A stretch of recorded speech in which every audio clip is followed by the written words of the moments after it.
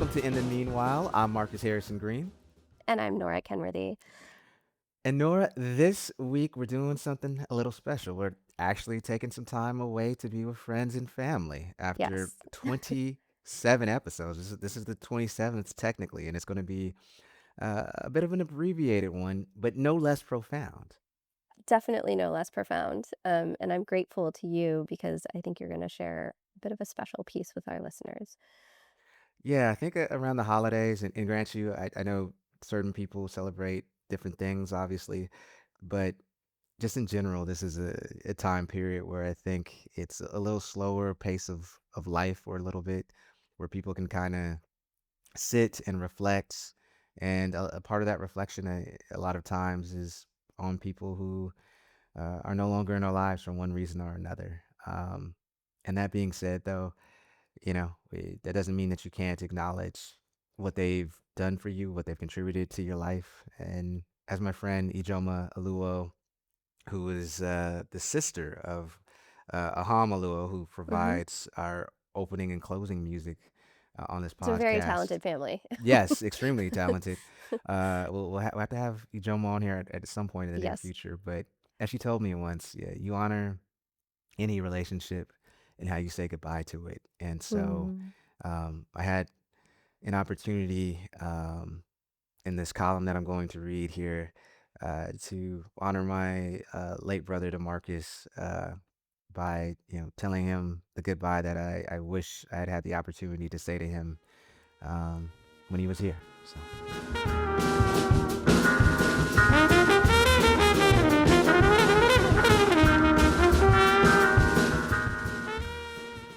this column was originally published in the Seattle Times and South Seattle Emerald in November of 2023. It's entitled, It's Never Too Late to Tell a Family Member You Love Them Until It Is. Thanksgiving is the day I speak to the dead. It's a ritual that began last year, the first Thanksgiving day without my brother DeMarcus. No, there is no seance with the supernatural, nor summoning of spirits, just a jangle of regrets. There's my voice saying all the words I miserly held close while he was alive, asking him question after question, even as I know each will go unanswered. It's an absurd practice, but I go on anyway, pressing him as to why he never got on the straight and narrow sooner. Why did he hide his struggles from his family? Why did he feel the need to live in a cramped trailer with a generator as his sole source of warmth? A generator he would turn on one awful October night only to never wake up again, dead of carbon monoxide poisoning. You would think in this morbid monologue that answers would be less than forthcoming. They arrive, however, in the form of rival questions. Would you have taken the time to actually listen to what I had to say? Would you have only given me scraps of your time while everything else devoured the bulk of it? Would your concern for me have stopped at the point where your constant disappointment with me began? These too go unanswered, mainly because I'm scared to confront them. Biologically, my cousin. My parents adopted DeMarcus when his mother could not overcome drug addiction. He was 4, and I was 13. Like most children who experience an abrupt life disruption, I handled his addition to our family terribly. I remember praying for another family to take him. At that age, I still believed that love was something finite, and there was only so much of it to go around. With this zero sum mentality, what my parents gave to him was somehow subtracted from my allotment of love.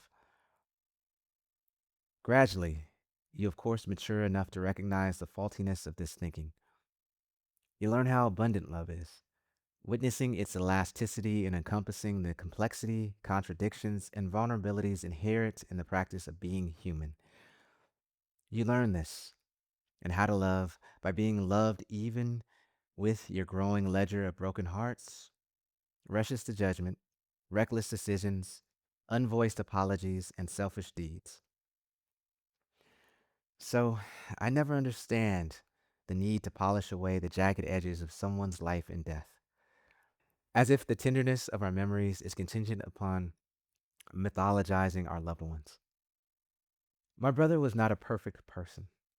I remember pressing my right hand against a glass window to mirror his left hand when I visited him at the Melling Regional Justice Center in Kent during one of his jail stays, hoping this would be his last one.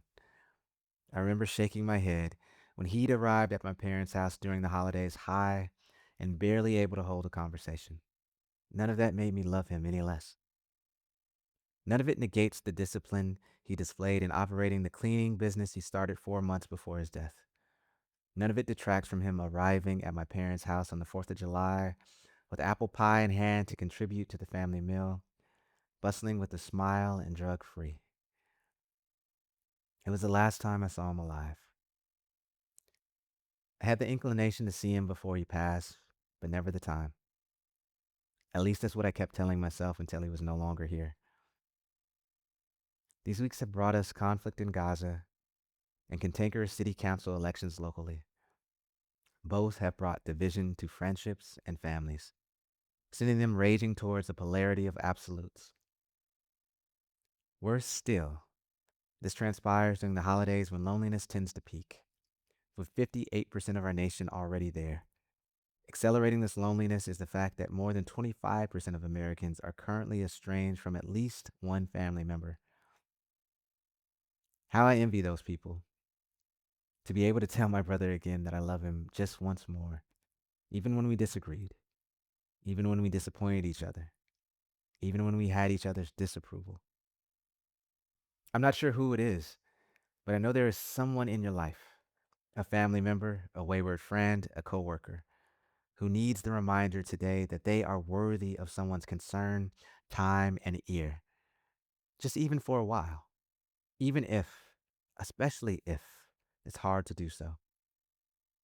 I'll finish my conversation with my brother later today by telling him how grateful I am that he lived, how grateful I am that I got to love him. Don't wait. Speak those words today to the living.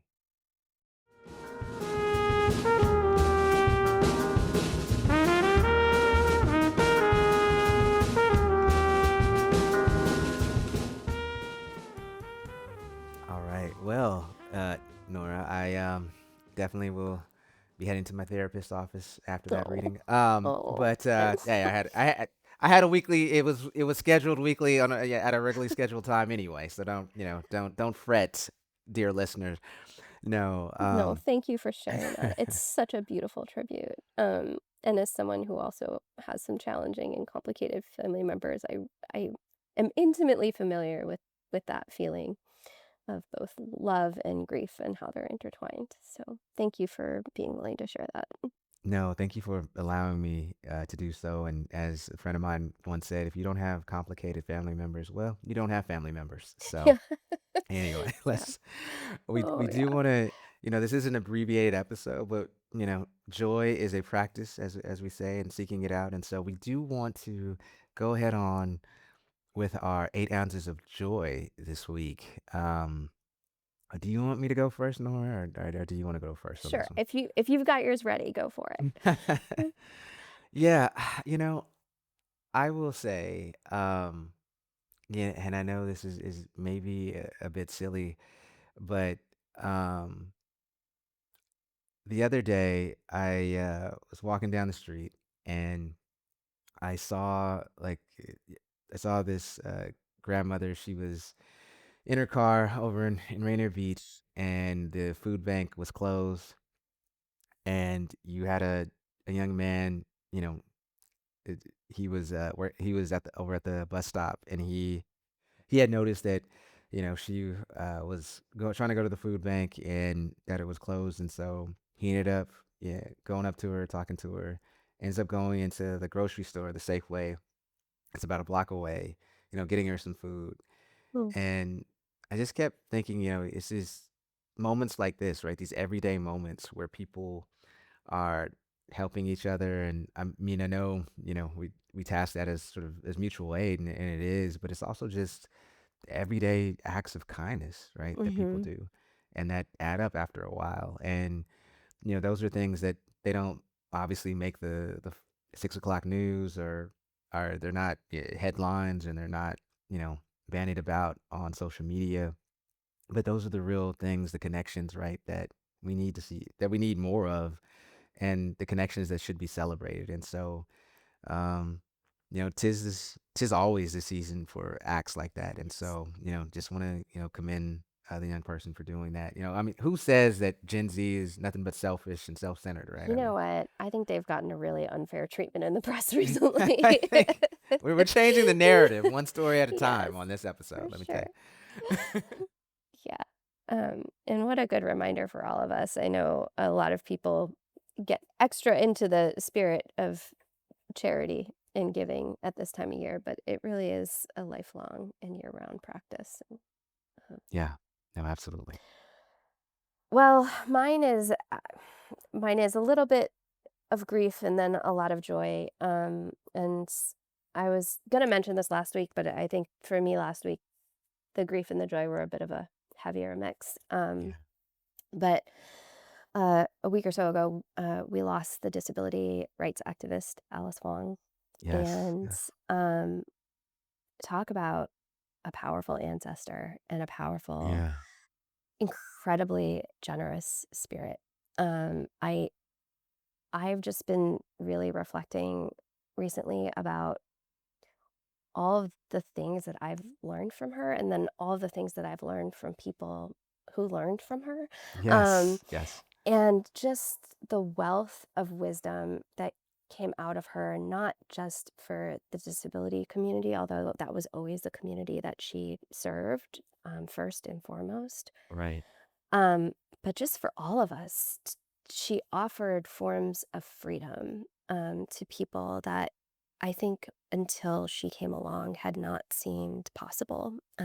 She talked about how disabled people are oracles, and talked about the power of disabled people, and harnessed that power to all kinds of incredible ends, whether it was her Crypt the Vote work, or her more recent work, organizing people to give SIM cards to folks in Gaza. I mean, it's just such a legacy of love, and freedom giving, to other people that I'm still kind of grappling with how